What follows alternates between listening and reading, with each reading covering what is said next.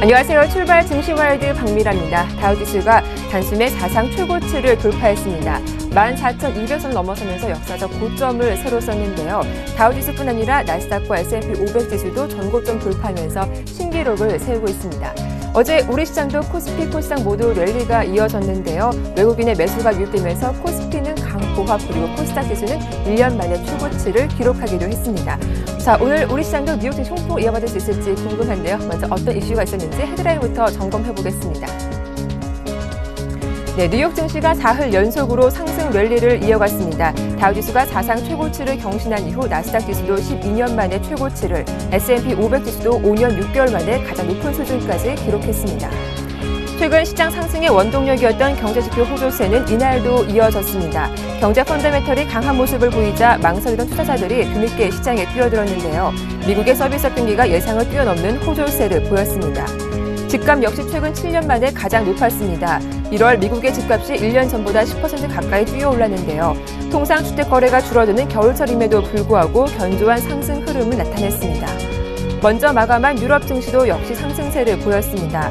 다우지수의 사상 최고치 경신 소식과 미국과 유럽의 경제지표 호조가 상승을 이끌었는데요. 영국이 1%, 독일과 프랑스는 2% 이상 올라 4년 반 만에 최고치를 기록했습니다. 시장 조사업체 마켓이 발표하는 유로존 구매 관리자 지수가 2월 47.9를 기록하며 기준선 50에 못 미친 것은 물론이고 1월에 발표치인 48.6보다 하락했지만 시장 전망치는 웃돈 것으로 나타났습니다. 또 유로존의 1월 소매 매출이 시장 전망을 크게 상회했다는 소식도 지수를 상승으로 이끌었습니다. 네, 끝으로 지난 14년간 베네수엘라를 통치해온 우고 차베스 베네수엘라 대통령이 58세 나이로 사망했습니다. 2년간 암으로 투병 생활을 하고선데요. 이에 따라 베네수엘라는 30일 안에 새 대통령을 뽑기 위한 국민투표를 치러야 합니다.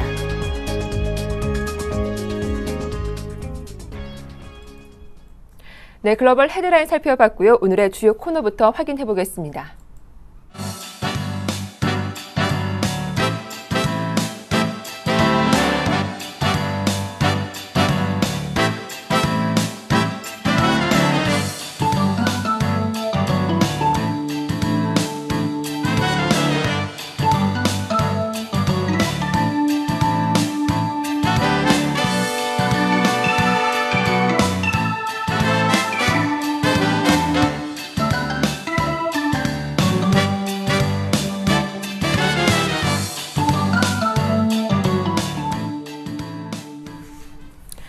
시초가 플러스 시작하겠습니다. 오늘 순서도 메리츠 종금증권의 강정헌 부장과 함께하죠. 안녕하세요. 네, 안녕하세요. 예, 먼저 어제 추천받은 종목이었죠. UID 흐름이 상당히 좋은데요. AS부터 해주시죠. 네, UID 어제 시초가 1,150원에 출발했습니다. 장중 1,700원 상승했었는데요. 제가 목표가 11,000원에서 11,500원까지는 유지를 하겠고요. 기관 매수가 좀 이어졌었는데 어제는 또 외국인이 붙지 않은 모습을 좀 보여주고 있습니다. 삼성전자 태블릿 PC에 최대 수혜주고 최근에 IT 부품들 강세를 보이고 있는데 UI도 기관 매수뿐만 아니라 외국인 매수가 유입되고 있는 부분이고 결정 밸류에이션은 13,000원대까지는 볼 수 있는 그런 종목이라고 말씀드린 바 있는데 일단 단기적으로 11,000원에서 11,500원 이 밴드에서 차익 실현하시기 바라겠습니다. 네, 자 이어서 오늘장 추천주도 궁금한데요. 어떤 종목일까요? 네, 오늘 시가가 주는 플랜트넷을 제시하도록 하겠습니다. 네. 제가 2월 말에 한번 제시했던 종목인데 다시 한번 매수 포인트가 좀 된 모습이라서 오늘 플랜트넷을 준비했고요. 이 플랜트넷은 US 사이트 차단 서비스와 매장 배경음악, 미디어 컨텐츠 서비스 사업을 주로 영위하고 있습니다.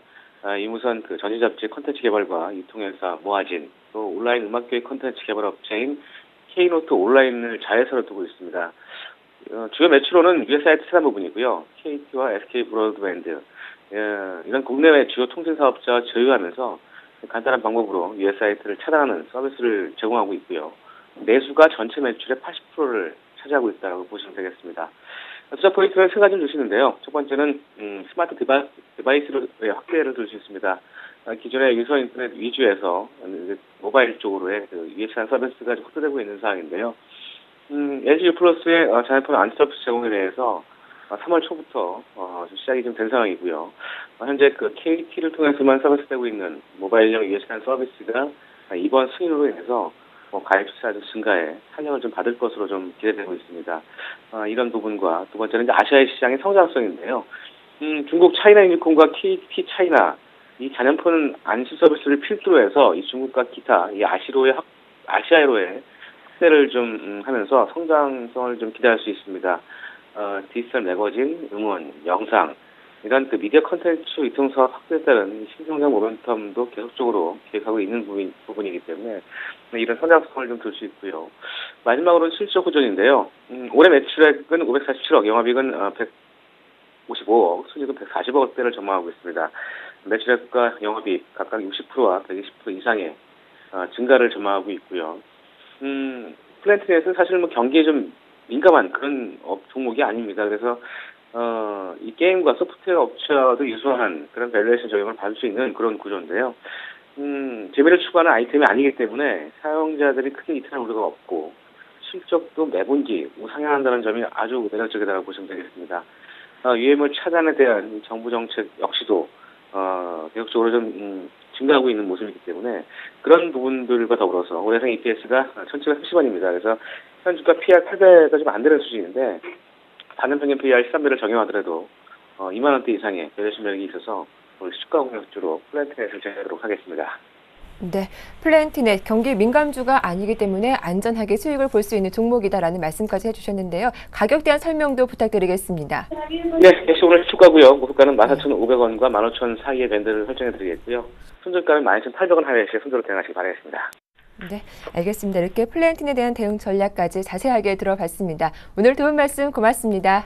네, 고맙습니다. 네, 지금까지 메리츠 종금증권 영동지점의 강정헌 부장과 함께했습니다.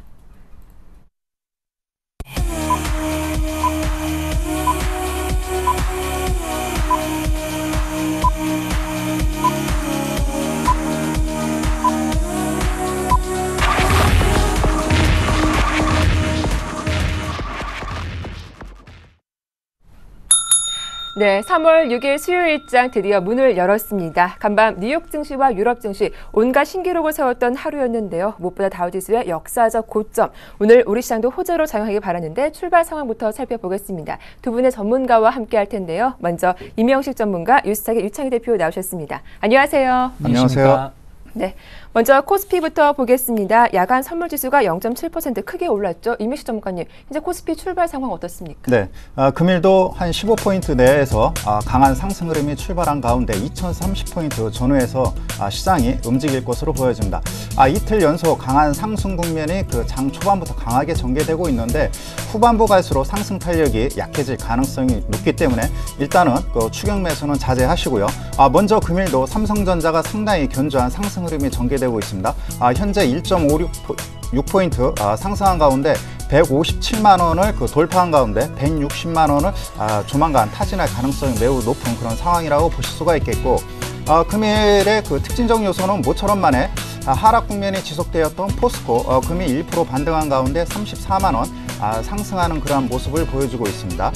최근 들어서 한국전력의 경우에도 다시 한번 완만한 상승 흐름이 전개되는 모습이 보여주고 있는데 금일은 그 약보합권에서 출발하는 모습을 보여주고 있고, 역시 그 소재 업체인 그 LG화학의 경우에도 금일은 반등 국면이 나타나네요. 1% 정도 상승하면서 한 29만 원대 전후의 움직임이 전개되고 있고, 금일의 그 강세 국면은 여전히 SK 하이닉스인 것 같습니다. 금일도 약 2.5% 상승한 27,700원대를 형성하면서 강한 상승 흐름이 전개되고 있는데요. 금일 일부 증권사에서 목표 가격을 32,000원에서 35,000원대로 대폭 그 상향 조정함으로 인해서 이러한 모멘텀이 작용되고 있다고 보실 수가 있겠고, 전반적으로 금융 섹터의 움직임도 상당히 견조합니다. 금일 KB금융이 1.6% 상승한 가운데 4만 원대권을 바라보는 그러한 상승 흐름이 전개되고 있고, 역시 우리금융도 2% 가까운 13,000원대를 형성하고 있습니다. 시가총액 상위 종목군들의 흐름을 보면은 역시 IT 섹터가 강하게 상승을 주도하고 있는 가운데 전일 부진했던 철강, 화학 소재 섹터의 기술적 반등 국면이 나타나고 있고요. 금일 금융주가 전반적으로 양호한 흐름이 전개되고 있고, 최근의 흐름을 보면은 그 옐로칩 종목군들의 반등 국면이 금일은 강하게 나타나고 있는 것이 특징적 요소라고 보실 수가 있겠고, 최근 상승 흐름에서 소외되었던 대우증권이 금일은 한 2.5% 상승한 가운데 12,300원대를 형성하고 있습니다. 대우증권의 경우 최근 들어서 기관 매수세가 강하게 유입되고 있는데 아무래도 시장 전반적인 흐름이 증권 업종에 반영되고 있다라고 보실 수가 있겠고, 전반적으로 코스피 시장 전 업종이 그런 상승 흐름이 전개되고 있다라고 보실 수 있겠습니다. 네, 수급을 보니까 외국인이 오늘 소폭이나마 매도세를 보여주고 있네요. 네. 기관 쪽에서 현재 일부 차익성 매물, 즉 펀드 쪽으로 물량이 나타나서 이러한 흐름이 나타나고 있는데, 네. 전일 같은 경우에도 막판에 기관들 쪽 매수세가 종목별로 유입되고 있습니다. 금일 같은 경우 장 초반 수급을 살펴보면 외국인이 소폭의 코스닥 시장에서 유가증권 시장에서 매도 우위를 보여주고 있는 반면 기관이 경우에는 오히려 장 초반부터 강한 매수세가 유입되고 있습니다. 특히 투신, 그 다음에 금융투자업자 쪽으로 매수세가 강하게 유입되고 있는데, 일단 기관 쪽에서 183억에 해당하는 매수 우위를 보여주고 있고요. 금일의 특징적 요소는 외국인들이 항상 선물 시장을 주도를 하였는데, 금일은 외국인들이 소폭 매도 우위를 보여주고 있습니다. 약 420계약 정도 매도 우위를 보여주고 있는 반면 기관 쪽에서는 다시 선물을 매수하고 있죠. 금일과 같은 경우 외국인과 기관들의 매수와 매도 포지션이 상반되면서 출발하는 그러한 모습을 보여주고 있습니다. 그렇기 때문에 일단 시장 초반부터 기관 수급 위주로 대응할 필요가 있다고 여겨집니다. 네, 이어서 코스닥 상황도 살펴보겠습니다. 유창 대표님, 코스닥 지수 상당히 강한 모습인데요. 550포인트 돌파까지 3포인트밖에 남지가 않았네요. 네, 코스닥 시장 최고가를 경신하면서, 그러니까 예. 작년 10월달에 찍었던 고점을 오늘 아침에 갭으로 돌파시키면서 547.50포인트 정도에서 지금 형성이 되고 있습니다.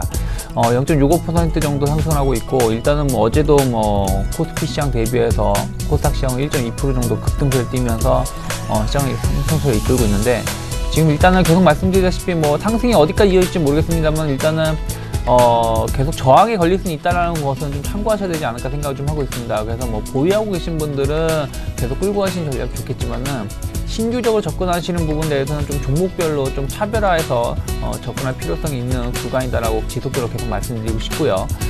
일단 지금 5일선인지 지금 20일선하고 이격도가 조금 상당히 많이 벌어져 있다는 부분들 좀 체크를 하시면서 대응하셨으면 좋겠고, 어쨌든 부정적인 것보다는 긍정적인 게 더 많다는 거 체크하시길 바라겠습니다. 그냥 수급적인 본다라면 어저께 보신다면 외국인이 500억 정도, 그러니까 외국인 최근 들어서 500억 이상 매수 거세가 들어왔던 적이 몇 년만, 얼마만인지 모르겠지만은 어저께 540억, 기관도 역시 마찬가지로 300억 이상 매수 거세가 들어오면서 외국인과 기관의 쌍끌이 매수로 인한 지수의 급등세는 만약에 좀 더 이어질 수 있지 않을까 하는 생각을 좀 하고 있고요. 오늘도 역시 외국인이 지금은 소폭이나 매도 거세가 나오고 있지만은 조금 다시 매수로 전환되는지, 또 그리고 매수가 전환되면은 한 150억 이상 매수세가 유지가 되는지 좀 체크하셨으면 좋겠고요. 관련 종목군들 좀 보신다라면 전체적으로 지금 셀트리온 같은 경우는 보합권을 좀 형성하고 있고, CJ 오쇼핑이라든지 서울반도체, 파라다이스는 1% 전후로 좀 급등세를 좀 보이고 있는데, 일단 서울반도체라든지 SFA가 좀 강세를 띠는 걸 본다라면 좀 IT 관련된 종목군들하고 CJ 오쇼핑하고 GS홈쇼핑이 한 1%대 상승세를 보이고 있는 거 보면은 IT, 내수주 관련된 종목군들이 좀 강세를 띠면서 지수 상승을 이끌려고 하고 있다. 일단 대형주 위주로 주가를 끌어올리려고 하는 모습은 긍정적인 모습이라고 생각을 좀 하고 있습니다. 네, 이렇게 코스닥 상황까지 정리를 해봤습니다. 이어서 외환시장 동향도 체크해볼 텐데요. KB 외환선물 정경팔 팀장님 만나보죠. 안녕하세요. 네, 안녕하세요. 네, 요 며칠 환율 변동성이 대폭 커졌습니다. 어제는 하루 만에 1,080원대 중반까지 내려왔는데 오늘 출발 상황은 어떻습니까? 네, 오늘 서울 외환시장은요, 어제 종가 대비 2원이 하락한 1,085원에 개장했고요. 개장 이후 1,084원 10전과 1,080원 30전 사이에서 움직이고 있습니다. 시간 현재는 1,084원 90전에 거래가 되고 있습니다. 지난밤 국제금융시장의 특징은요, 뉴욕 증시가 1% 전원 강세를 보였음에도 불구하고 외환시장에서는 위험통화들이 그만큼 강세를 나타내지 못했다는 점이 되겠습니다. 이것은 위험자산시장 동향에 민감하게 반응해오던 위험통화들의 일상적인 패턴에서 벗어난 것이라고 볼 수 있겠습니다. 이러한 반응이 나오게 된 것은 두 시장에 각기 다른 요인들이 배경으로 작용하고 있기 때문인데요. 지난밤 미국의 서비스업 지표가 예상보다 호조를 보이긴 했습니다만, 시장은 뉴욕 증시 상승의 원인에 대해서 미 연준의 양적 완화에 따른 유동성 증가 때문으로 보고 있고요. 반면에 외환 시장에서는 미 경제 지표 호조에 따라서 미 연준의 양적 완화가 조기에 종료될 가능성이나 이탈리아의 정치적 상황에 대한 불안감 등이 반영되면서 위험 통화들의 강세가 제한된 것으로 보고 있습니다. 이 때문에 오늘 국내외 증시가 강세를 보이는 상황에서도 달러원이 하방 경주성을 강하게 드러낼 가능성이 있겠습니다. 최근 엔화 약세 기조가 주춤해지면서 국내 수출주를 저가 매수하려는 외국인 순매수 자금이 유입되고 있고요. 이는 서울 외환시장에서 달러원에게 하락 압력으로 작용하고 있습니다. 반면에 외환시장 전반적으로는 글로벌 달러가 주요 상대통화 대비 강세 분위기를 이어가고 있는 상황이기 때문에 달러원 환율이 하락하더라도 제한적인 수준에 머무를 것으로 보고 있습니다. 오늘 이후 이번 주 남아있는 기간 동안의 주요 변수는 유럽중앙은행의 통화정책회의가 되겠는데요. 최근 유럽 경제 지표가 부진한 모습을 보임에 따라서 금리 인하에 대한 기대감이 커지고 있습니다. 시장이 현재 가지고 있는 기대치는 이번 회의에서 금리가 동결되더라도 향후 수개월 이내 금리 인하 가능성을 드라기 총재가 강하게 시사하는 것이 되겠습니다. 시장의 기대대로 향후 금리 인하 가능성이 강하게 시사될 경우에 주목할 부분은 과연 유로 달러가 1.30달러를 하향 돌파할 것인가 하는 점이 되겠습니다. 지난 2012년 상반기에 유로 달러 1.30달러가 하향 돌파된 이후 1.22달러대까지 급락하면서 원화를 동반 약세로 유도한 바가 있는데요. 이 때문에 현재 유로 달러의 1.30달러대의 거래 수준은 유로 달러를 거래하는 시장 참여자나 또는 달러 원을 거래하는 시장 참여자들 모두에게 주목받고 있는 레벨이라고 하겠습니다. 만약 이탈리아의 국채 수익률이 상승했다면 이에 따라서 유로화가 약세를 보였을 것으로 보입니다만 현재까지는 유럽중앙은행의 국채 매입 프로그램에 의해서 이탈리아 10년물 국채 수익률이 4%대 후반을 유지하고 있고요. 이에 따라 유로 달러 역시 1.30달러대 지지선을 유지하고 있는 것으로 보여집니다.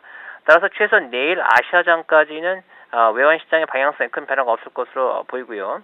달러원은 1,080원대 중후반과 1,090원대 초반 사이를 오가는 박스권 행보를 지속할 것으로 보고 있습니다.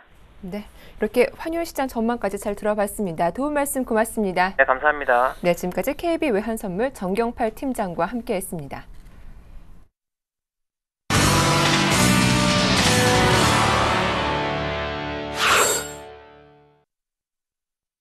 네, 이어서 고스의 작전 타임 세워보겠습니다. 오늘 순서는 한국밸류 21의 이드코 대표와 함께하겠습니다. 안녕하세요. 안녕하십니까. 예, 오늘 양 시장 모두 박스권 돌파에 주력하는 모습인데요. 오늘 어떤 전략이 필요할까요? 글쎄요, 최근 우리 시장의 수급 상황을 보면 외국인들의 매수세가 지속적으로 들어오면서 시장을 이끌고 있다는 것을 좀 알 수 있습니다.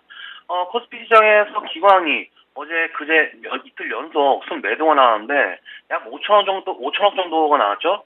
이렇게 기관이 간간히 물량을 쏟아내면서 포트를 조절하고 있는 반면에 외국인들은 쉬는 날을 찾아보기 힘들 정도로 주식을 사들이고 있습니다. 이런 모습은 코스피, 코스닥 양시장 모두 마찬가지인데요. 사실 시장 분위기가 마냥 장밋빛이냐? 꼭 그렇지는 않죠.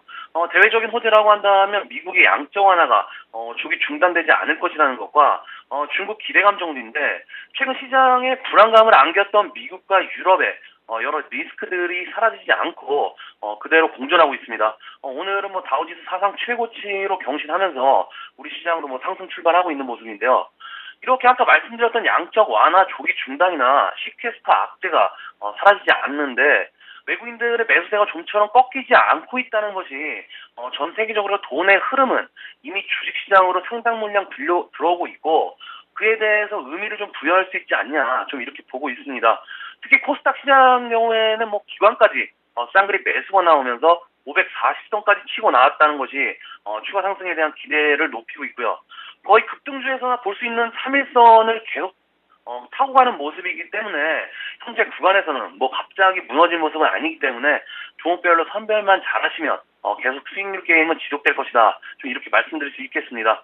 좀 더 자세히 말하면 오늘 547포인트 정도로 상승 출발을 했는데 545포인트를 종가상 마감할 경우에 최근 5년 가까이 보지 못했던 600포인트 구경도 불가능한 것은 아니다라고 좀 보여지고 있습니다. 그동안 코스닥 시장에서 꾸준히 부실 기업들이 퇴출이 되면서 시장 자체가 많이 건강한 상황에서 코스닥에서도 덩달아 레벨업이 되고 있는 단계니까 수익률 게임에 동참하자. 좀 이렇게 전략을 짜시면 될 것 같습니다. 그래서 기술적으로 봤을 때 지난 시간에 말씀드렸듯이 지수가 밀린다고 해도 1970에서 80선까지다. 지수 상방은 2300포인트는 갈 수 있는 여건은 만들어졌다. 해서 조정식 매수 관점 좀 이렇게 판단하시고요. 종목으로 좀 돌아와서 보면 지난 시간에 추천드렸던 바이오주 상당히 양호한 흐름이죠. 이 바이오주는 조금 더 보셔도 됩니다. 지난 시간에 말씀드렸듯이 우리가 바이오주를 매매할 때는 많이 오른 종목보다는 덜 오른 종목들 위주로 매매하자라고 좀 말씀드렸는데 그 중에서 삼성 RNS 그리고 바이넥스, 삼일셀, 마크로젠 이런 종목들 말씀드렸었죠. 충분히 종목들 골라 잡았어도 짧게 매매 가능했고요. 그리고 이 바이오주들은 메디포스트가 대장주 성격으로 좀 움직이고 있기 때문에 메디포스트를 10만 5천 원 정도로 고점 잡으시고 그 주변 바이오주들 움직임 체크하시면 될 것 같습니다. 그리고 교육 관련주들 이 교육 관련주들도 상당히 요즘 움직임이 상당히 의심스럽죠. 일단 이 교육 관련주들은 신학기 개강에 맞춰서 좀 움직이고 있는 모습인데 일단 메가스터디 같은 대형주보다는 중소형주 위주로 움직임이 좋은 모습이고요. 오로라나 예린당, G러닝, 예스24 이런 종목들 특히 교육 장비 업체로 좋은 주가 흐름을 보이고 있는 ED 이런 종목들 참 아쉽죠. 바닥에서 좀 얼마나 많이 올라왔습니까? 이런 종목들 여러분들께 좀 추천드렸어야 했는데 상당히 좀 아쉬운 부분이고요. 유진로봇, 청담러닝 이런 종목들도 중기적으로 한번 체크하는 것도 좋아 보입니다. 특히 교육 관련주들도 보실 때 종목별로 부실주들을 몰라서 매매하셔야 하는데 종목별로 실적 턴어라운드나 턴어라운드 하는 기업이나 부실 사업을 털고 실질 개선하는 종목들 위주로 보자. 좀 이렇게 말씀드릴 수 있겠습니다. 그리고 스마트폰 관련주들, 갤럭시 S4 관련주들, 코스닥에는 부품주들이 되겠죠. 에스맥, 크루셜텍, 메타스 이런 종목들 아직 기술적으로 판단해도 아직 크게 조정받을 구간이 아니니까 신규 매수자들은 짧은 스윙 매수, 보유자들은 그대로 홀딩 유지하시면 되고요. 마지막으로 단기적으로 매매할 종목들 짚어드리면 코리아나, SK컴즈, 한세실업, 가비아, 대한방통신, 플렉스컴 이 정도 체크해서 오늘장 대비하시면 크게 무리 없지 않을까 좀 이렇게 말씀드릴 수 있겠습니다. 자 여러분 다우지수처럼 우리 증시도 정고점 돌파 분명히 온다라고 봅니다. 힘들 내시고요. 오늘 하루 성공 투자 기원 드리겠습니다. 오늘 작전 타임은 여기까지입니다. 고맙습니다. 네, 오늘 말씀 잘 들었습니다. 고맙습니다. 지금까지 한국밸류 21의 이득호 대표와 함께했습니다.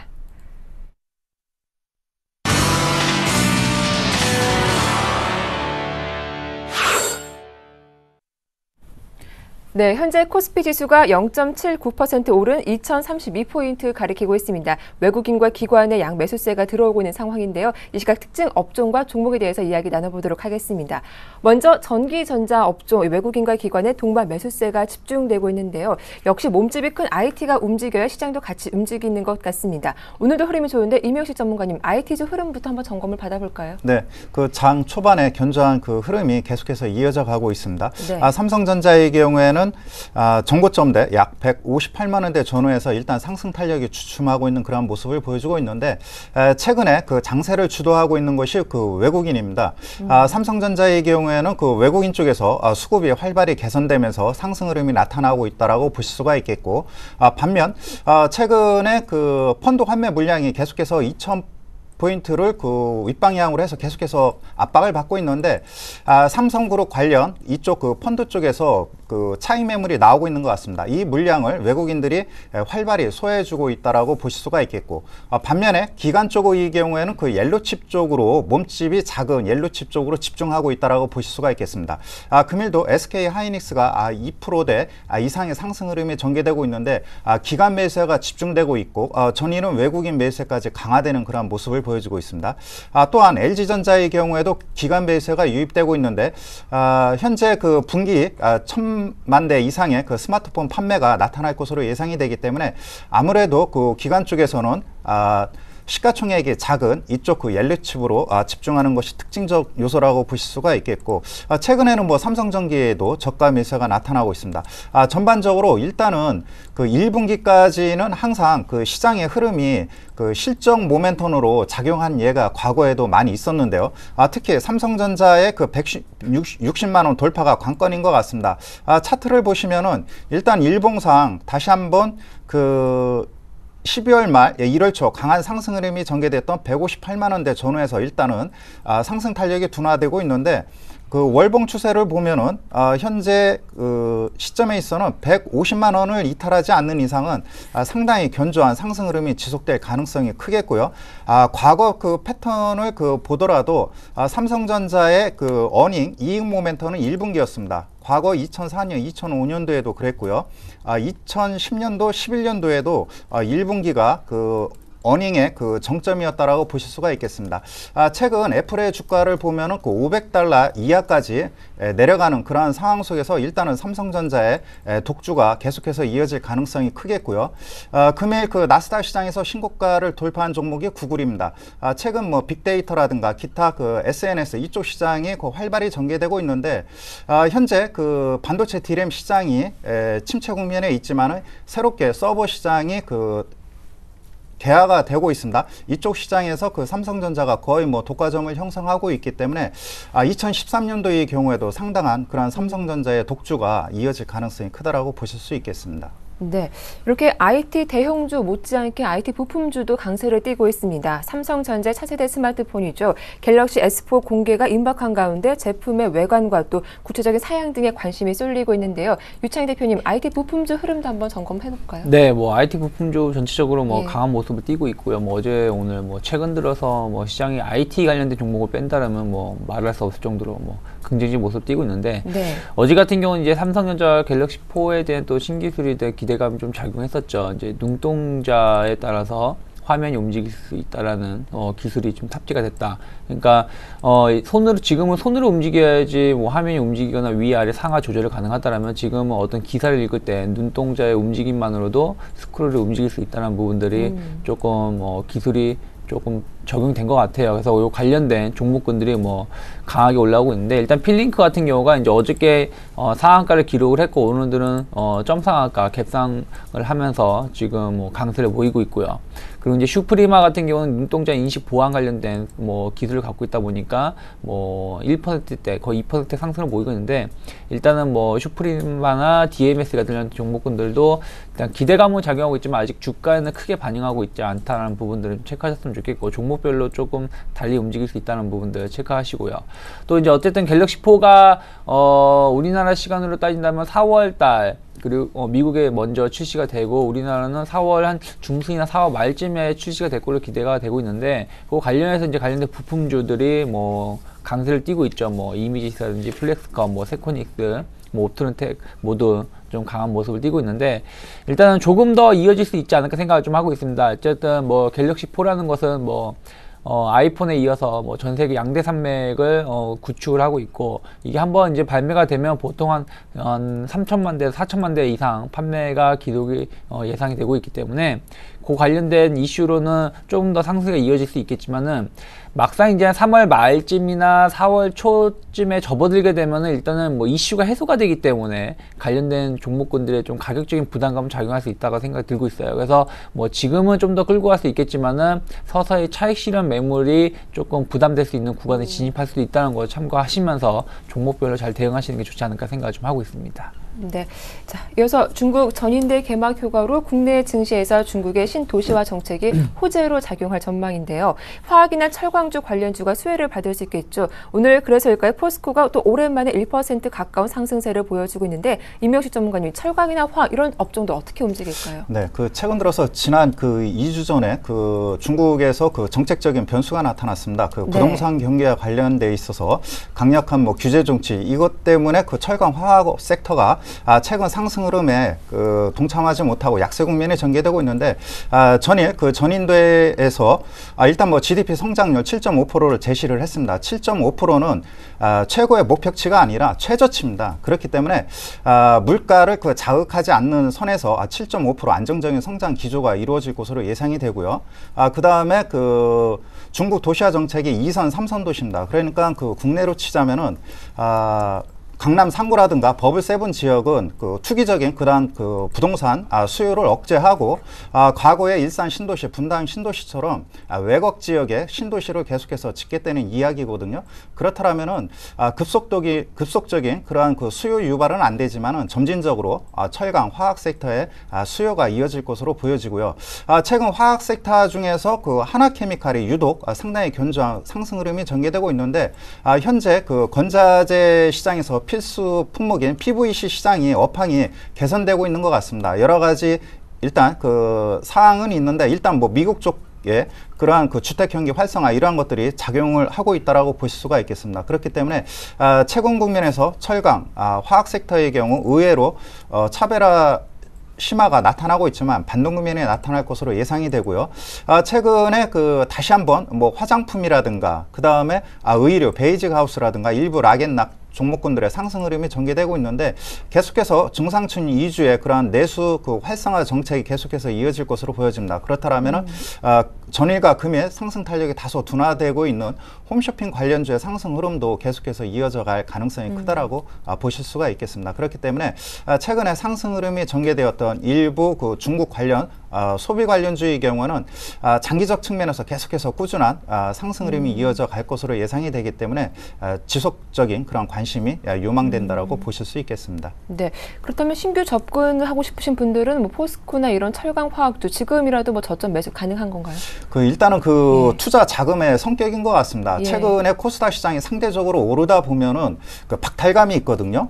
그렇기 때문에 그 최근에 특징적 요소는 뭐냐면 여러 가지 변수로 인해서 가격의 급락이 나왔던 업종 섹터의 경우는 기관들이 저가 매수가 유입되고 있습니다. 현재는 세계 경기가 서서히 살아나는 그런 측면에 놓여 있기 때문에 작년하고 올해하고는 다르다라고 보실 수가 있겠습니다. 그렇기 때문에 상승 탄력은 미미하다 하더라도 최근에 가격이 하락을 했기 때문에 저가 메리트 관점에서 일단은 뭐 접근해 볼 필요가 있다라고 보실 수가 있겠고 중요한 것은 2분기, 3분기 업황 개선 효과 요인을 꼭 참고하시고 특히 기간 수급을 체크하시고 접근해 볼 필요가 있다라고 여겨집니다. 네. 자, 이어서 북한이 정전 협정을 백지화하겠다라고 위협한 것과 관련해서 오늘 방산주가 장초부터 급등세를 보이고 있는데요. 유창희 대표님, 현재 흐름은 어떻습니까? 뭐 지금도 뭐 급등세를 이어가고 있고 오히려 이제 아침보다도 상승을 더 키우면서 상한가를 진입하는 종목군들, 뭐 스페코라든지 빅텍은 상한가 진입을 하고 있고요. 뭐 시니드, 퍼스텍도 뭐 10%대 전후로 지금 급등세를 좀 띄고 있습니다. 일단 뭐 북한이 어저께 뭐 정전 협상을 전면 백지화하겠다. 그래서 이제 도발에 대한 좀 부담감이 작용하고 있고요. 또 이제 핵실험, 4차 핵실험도 뭐 감행할 수 있다라는 부분들이 계속 뉴스가 나오고 있죠. 그러다 보니까 뭐 방산주들의 상세가 좀 거침없이 움직이고 있는데 일단은 그렇다고 하더라도 뭐 글쎄요, 뭐 북한이 쉽게 도발할 수 있을지 없을지 모르겠지만은 뭐 일단은 뭐 그러한 부분을 인해서 주가가 오르는 것은 조금 당분 조심해야 되지 않을까 생각을 좀 하고 있어요. 뭐 지금 비텍의 차트가 나오고 있는데 뭐 결국에는 뭐 과거에 올랐던 종목 지수까지 다시 하락을 했다가 다시금 북한 이슈가 나오면서 좀 올라오고 있는 모습. 뭐 스페코도 마찬가지입니다. 뭐 그나마 제일 강했던 스페코였지만서도 마찬가지로 과거의 주가 수준까지 빠졌다가 다시 최근에 올라오는 모습을 띄고 있기 때문에 아침에 뭐 따라 붙었다면 혹은 어저께 잘 매수가 돼서 수익이 났다라면은 어쨌든 이러한 이슈로 좀 더 올라갈 수 있겠지만은 뭐 지금 신규로 추격 매수하기에는 뭐 내일도 어떻게 될지 모르기 때문에 좀 관련된 종목군들 대응하시는 거는 좀 조심스럽게 대응하시는 게 좋지 않을까 생각을 좀 하고 있고요. 거래량도 예전에 비해서 조금 많이 줄어들고 있는 모습들 본다라면은 약간 테마의 성격이 조금은 꺾여가고 있을 수도 있다는 거 좀 체크하시면서 대응하셨으면 좋겠습니다. 관련된 이제 뭐 남북 경협주 같은 경우는 역시 뭐 약세를 좀 띄고 있죠. 한 2%대 좀 하락세를 보이고 있는데 뭐 어쨌든 뭐 로만손 같은 경우라든지 뭐 좋은 사람들 같은 종목군들 본다면 일단 추세가 좀 좋지 못하다는 부분도 좀 본다라면은 일단 뭐 북한 관련된 종목군들 이슈로 해서 뭐 일희일비 할 필요는 없지 않을까 생각을 하고요. 오히려 뭐 추격 매수보다는 뭐 다른 좋은 종목으로 잘 대응하시는 게 좋지 않을까 생각을 좀 하고 있습니다. 네, 알겠습니다. 자, 이어서 증권주 흐름도 정리를 해볼 텐데요. 역시 시장이 오르다 보니까 증권주 역시 강세를 띠고 있습니다. 하지만 3월 결산 법인 또 배당에 대한 부담도 있을 것 같은데 임명식 전문가님, 증권주 흐름 어떻습니까? 네, 일단은 뭐 그 증권 섹터는 네. 그렇게 보셔야 될 것 같습니다. 일단은 뭐 자본시장법 개정안이 일단은 통과가 됐고요. 그런 측면에서 그 증권업종의 경우에는 뭐 증권거래 대금 감소에 따른 이러한 악재 요인들이 어느 정도 충분히 반영된 것 같고요. 무엇보다도 중요한 것이 그 최근에 저금리로 인해서 일단 뭐 제형 저축 상품이 증권시장도 본격적인 판매가 금일부터 돌입하게 되는데 새로운 그 금융상품 판매가 일단은 실적을 어느 정도 악화를 완화시키는 데 좀 도움이 될 것으로 보여진다. 과거에는 그 트레이딩 위주로 증권사가 그 거래대금 위주로 영업을 했다면은 2007년도 8년도부터는 다양한 그 금융상품이 출시되면서 미래에셋을 중심으로 해서 펀드 상품 판매가 일단은 뭐 실적을 개선시키는 데 큰 도움이 됐고요. 마찬가지로 최근에는 뭐 ELS 상품이라든가 절세 상품이 계속해서 출시될 것으로 예상이 되기 때문에 여기에 강점을 갖고 있는 대형 증권사 위주로 포커스를 맞출 필요가 있겠고요. 3월 결산 법인 중에서 보험 섹터의 경우는 수급이 지금 뭐 엇갈리는 그러한 모습을 보여주고 있습니다. 그렇기 때문에 뭐 대체적으로 주가 흐름은 안 좋지만은 메리트 화재가 고배당을 실시하고 있기 때문에 살펴볼 대목이고요. 최근 들어서는 일단 뭐 생명보험 관련주 최근에 뭐 시가총액이 큰 삼성생명 쪽으로 기관 수급이 계속해서 유입되고 있기 때문에 일단 뭐 아무래도 삼성전자에 대한 뭐 지분평가 이러한 것들이 어느 정도 반영되고 있는 것 같습니다. 그렇기 때문에 배당을 노리신다면은 뭐 보험주 쪽에서 메리트 화재라든가 삼성생명을 보시고요. 트레이딩 관점에서는 일단 증권주가 단연 상당히 양호한 그런 흐름이 전개되고 있다라고 보실 수 있겠습니다.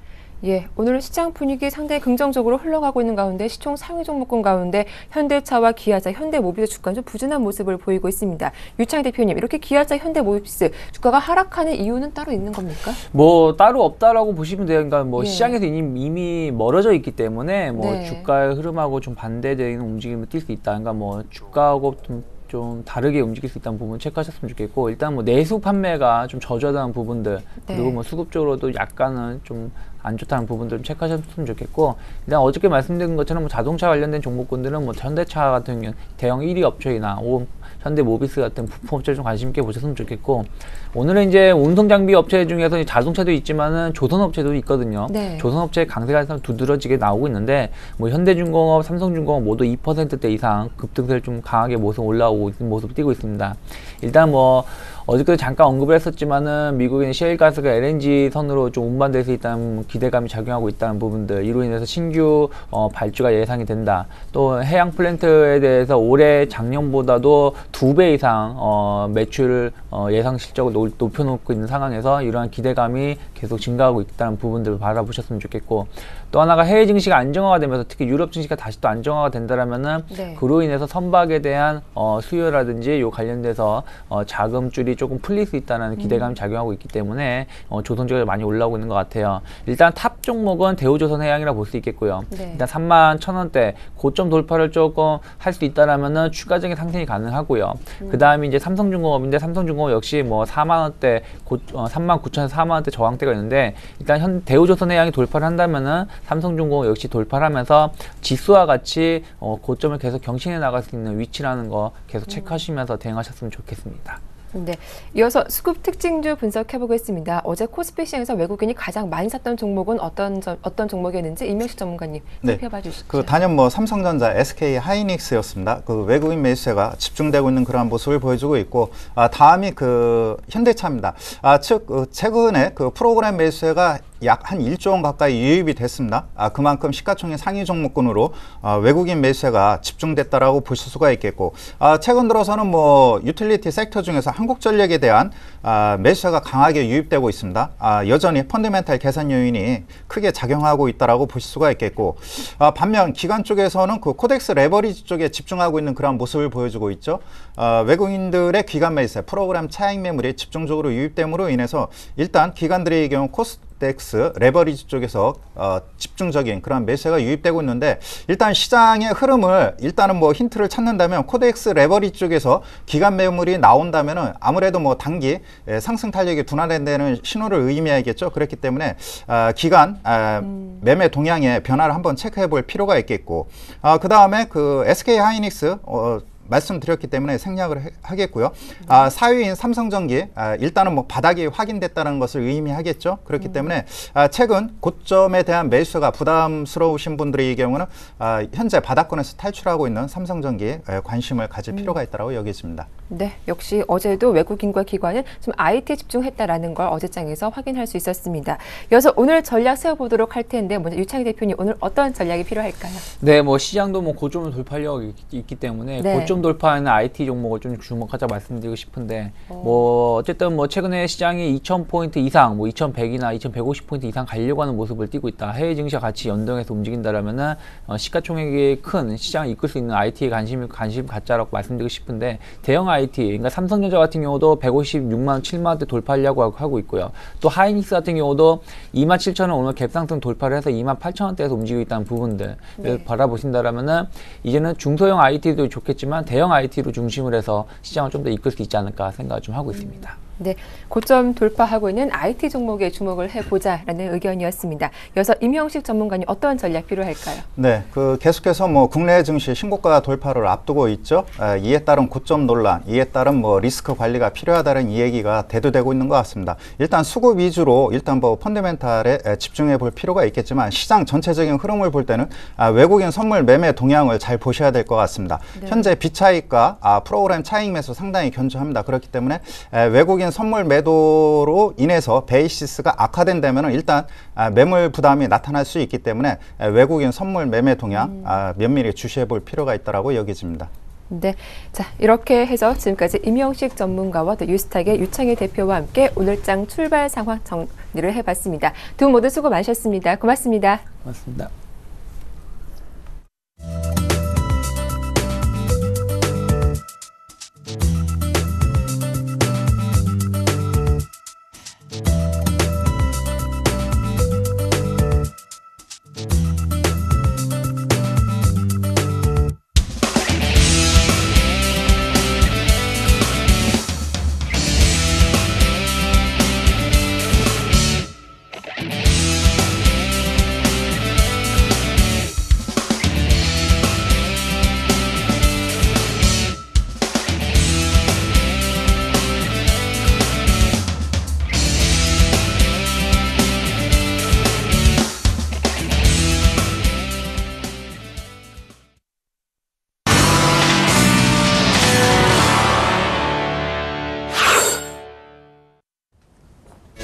안녕하세요. 증권사 모닝전략 김혜영입니다. 오늘도 각 증권사에서 내놓은 리포트 내용 자세하게 살펴봅니다.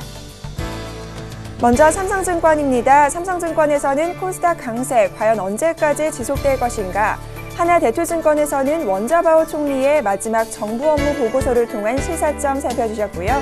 신한금융투자에서는 PM, 스토리 그리고 테마에 관한 업종과 종목 추천해 주셨습니다. 하나증권에서는 푸카와 뽀로로를 잇는 그 다음 캐릭터는 무엇인가? KTB투자증권에서는 대형주와 중소형주의 매매 패턴의 구별이 필요하다는 리포트 살펴주셨습니다. 보다 자세한 내용 살펴보겠습니다. 삼성증권입니다. 대형 경기민감주들의 주가가 주춤하는 사이 개별 중소형주들의 주가는 승승장구하고 있습니다. 이에 따라 최근 코스닥의 과열 징후가 포착되고 있는데요. 첫 번째는 코스닥 대비 코스피의 시가총액이 2010년 이후 최저점에 근접하고 있다는 점과 두 번째는 코스피 거래대금의 회복 가능성입니다. 이에 따라 향후 중소형주 모멘텀의 약화 가능성에 유의해야 하는데요. 먼저 신정부 정책 기대감이 이미 증시의 상당 부분 반영돼 있고 IT 부품주들의 실적 모멘텀 역시 갤럭시 S4 출시를 전후해 다소 둔화될 가능성이 있기 때문입니다. 이에 따라 시장의 방향성이 확인될 때까지는 중소형주 모멘텀 약화 가능성과 리스크 관리에 무게를 두는 전략이 바람직해 보입니다. 이어서 하나대투증권입니다. 원자바오 총리가 3월 5일 전인대 개막식에서 임기 마지막 정부 업무 보고서를 발표했습니다. 지난해 유럽발 금융위기 등 외부적 요인으로 8년 만에 낮춘 7.5%의 경제성장 목표치는 유지하는 한편 물가는 3.5% 내에서 조절할 것이라고 밝혔습니다. 이 가운데 글로벌 PMI가 점진적 개선을 보이고 있어 중국의 수출 경기 또한 개선 가능성이 불거지고 있고 부동산 시장 회복세로 주택가격이 상승 전환해서 2013년 8%대의 성장 달성은 무난할 것으로 판단됩니다. 여기서 우리가 주목해야 할 점은 단기적으로는 신정부의 도시화 추진으로 소재 관련 산업에 우호적인 관점이지만 장기적으로는 중국 내수 확대에 따른 소비재 산업에 이 기대감이 모아지고 있어 소비재 산업에 주목해야 합니다. 이어서 신한금융투자입니다. 3월 증시는 긍정적인 흐름이 예상되고 있습니다. 이 시점에서 우리는 크게 세 가지 전략에 주목해야 합니다. 첫 번째는 미국의 PER 프리미엄 갭 축소가 진행될 경우 유망한 섹터 선택인데요. 이에 해당하는 업종으로는 삼성전자, 현대모비스, SK하이닉스, SK이노베이션 등을 주목해야 합니다. 두 번째는 중국 도시화에 따른 업종으로 SK이노베이션과 LG전자, 호텔신라와 파라다이스를 살펴봐야 합니다. 이어서 마지막 신정부 정책 테마 역시 우리가 살펴봐야 할 컨텐츠인데요. 이에 해당하는 종목으로는 첨단 IT와 바이오, 플랫폼과 콘텐츠, 복지와 환경을 주목해야 합니다. 이어서 한화증권입니다. 뿌까와 뽀로로라는 캐릭터의 연이은 성공은 콘텐츠 사업의 새로운 조명을 가능케 하고 있습니다. 여기서 우리는 제2의 뽀로로를 찾기 위해 두 종목을 내놨는데요. 바로 오로라와 대원미디어를 주목해야 합니다. 두 기업 모두 콘텐츠 시장 확대에 수혜가 가능하고 각 나라마다 국민마다 기호의 차이가 작은 영유아들을 대상으로 하는 대표 캐릭터를 보유하고 있다는 점입니다. 또한 동산업에 대한 신정부의 정책 또한 우호적인 상황이어서 오로라와 대원미디어를 눈여겨봐야 할 것으로 전망됩니다.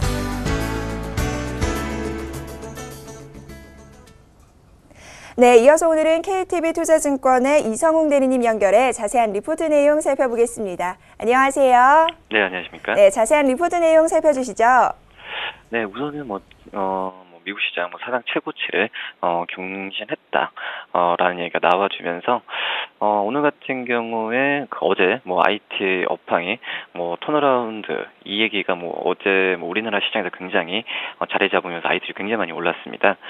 그렇기 때문에 좀 IT에 대한 기대감이 굉장히 높다라고 좀 생각이 들고요.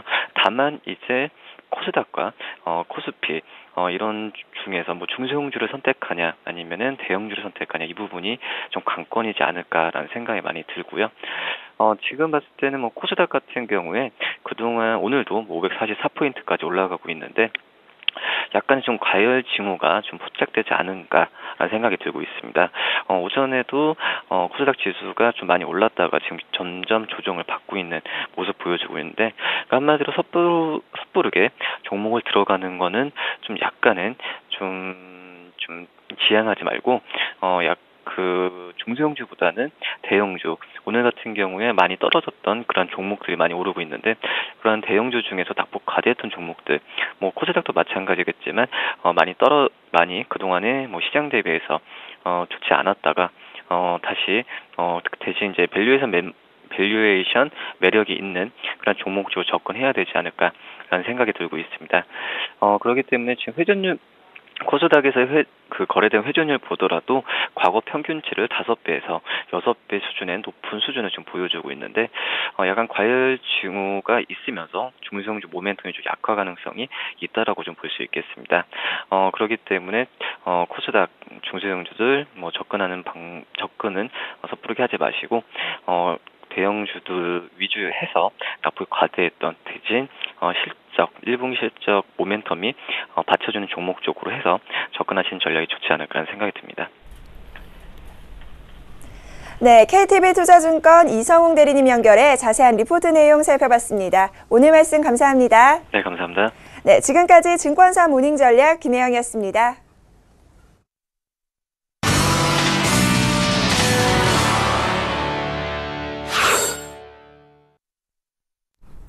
네, 글로벌 이슈에 대한 자세한 분석 오늘 순서도 IM투자증권 김동섭 이사님과 함께하겠습니다. 안녕하세요. 네, 안녕하세요. 네, 국제신용평가사 피치가 시퀘스터 발동에 대해서 긍정적인 입장을 밝혔습니다. 역시 50% 넘는 미국인이 생각하는 것처럼 이 재정 적자를 줄이기 위해서 필요하다라고 평가했더라고요. 피치 입장으로서는 이제 전 세계 그 나라들이 재정 적자가 상당히 좀 큰 상황이 있죠. 근데 미국 의회에서는 재정 적자를 줄일 수 있는 방안이 지금 없다고 본다면 시퀘스터를 통해서 재정 적자를 좀 해결할 수 있는 것은 어떻게 보면 최선의 방법은 아니지만 그래도 아무것도 하지 않은 것보다 낫다라는 평가고요.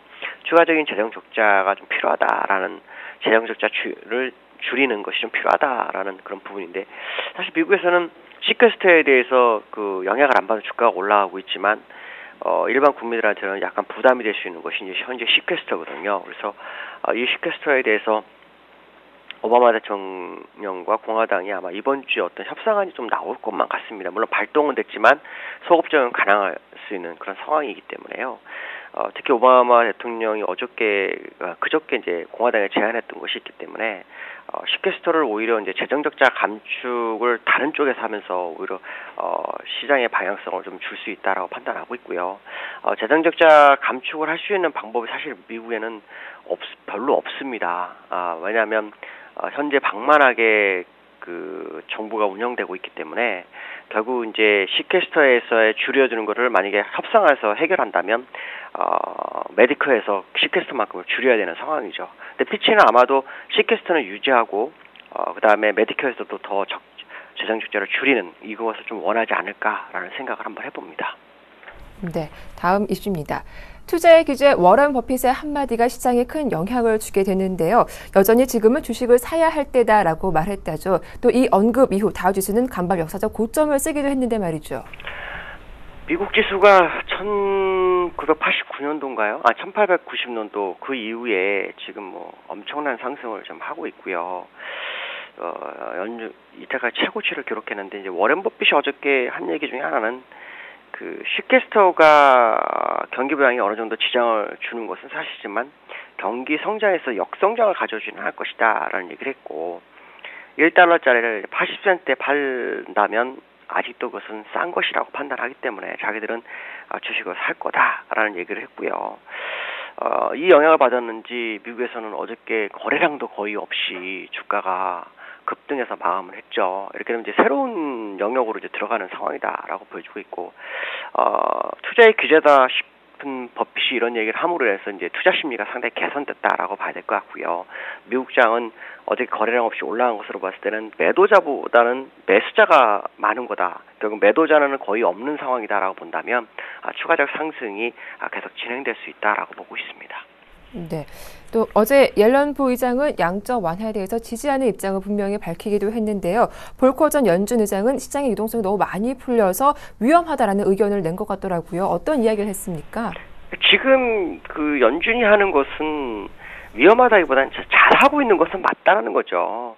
그 성장률을 지탱하기 위해서 최근에 연준에서 피고 있는 정책이 괜찮은 편이다. 그렇지만 이제 문제는 뭐냐면 돈을 풀었으면 돈을 거둬야 되죠. 얼마 전에 중국에서 춘절 전에 한 8,900억 위안을 풀어줬다가 춘절이 끝나 9,100억 위안을 회수하면서 주가가 3.6% 폭락을 한 적이 있었거든요. 그런 부분이 있을 수 있다는 거죠. 그러니까 아주 섬세한 방식으로 해서 해로운 방향으로 가지 않게끔 돈을 회수할 수 있는 그런 상황인데 이것이 굉장히 어려울 것이다라는 부분이고요. 이제 문제는 연준 의원들은 이제 그 실업률 6.5%에 인플레이션 2.5%에 맞추고 있는 상황인데 제가 볼 때는 그게 봉우리라면 봉우리까지 가기 전에 미리 양적 완화를 좀 줄이거나 금리를 인상하거나 하는 것이 좀 맞지 않을까라는 생각을 좀 해보고 있고요.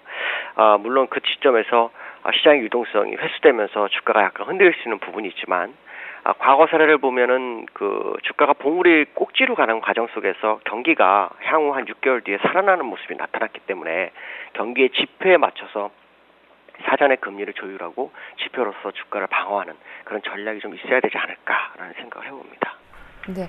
끝으로 현재 시간으로 5일 브뤼셀에서는 EU 재무장관 회의가 진행이 되고 있는데요. 어떤 내용들이 오가고 있습니까? 지금 가장 중요한 것은 이제 이 은행 감독 강화 논의죠. 뭐냐면 과거에 뭐 월가도 마찬가지고 유로존도 마찬가지고 은행이라든가 뭐 증권 이런 데서 돈을 좀 많이 벌면 그 보너스에 대한 문제가 좀 많이 있죠. 보너스도 엄청 많이 받았는데 결국 금융위기가 나오면서 정부에서 자금을 수혈받아가지고 다시 살아나고 상황인데도 불구하고 그 시점에 또 수익이 나니까 그걸 또 보너스 잔치를 하는 그런 과정성이 있죠. 그래서 유로존에서는 이제 은행들의 경제 보너스 규제 방안이나 뭐 자기자본 확충안에 대해서 은행을 감독하겠다. 그래서 강화하겠다라는 얘기죠. 결국에 가서 말한다면 ECB가 그 역할이 굉장히 강화된다라는 부분인데 뭐 영업 허가라 에 대해서 뭐 취소한다든가 저사권이라든가 제재 부여거나 뭐 이런 것들이 강화될 수 있다라는 거거든요.